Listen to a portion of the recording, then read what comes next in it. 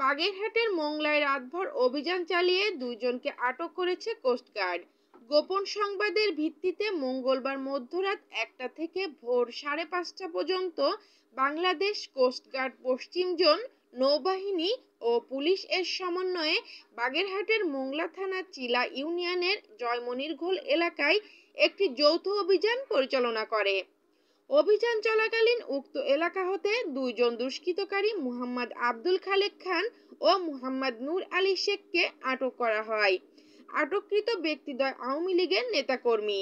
আটককৃত দুষ্কৃতিকারীদের বিরুদ্ধে পরবর্তী আইনানুগ ব্যবস্থা গ্রহণে কার্যক্রম প্রক্রিয়াধীন রয়েছে। কোস্টগার্ড পশ্চিম জোনের মিডিয়া কর্মকর্তা লেফটেন্যান্ট মাহবুব হোসেন এ তথ্য জানান।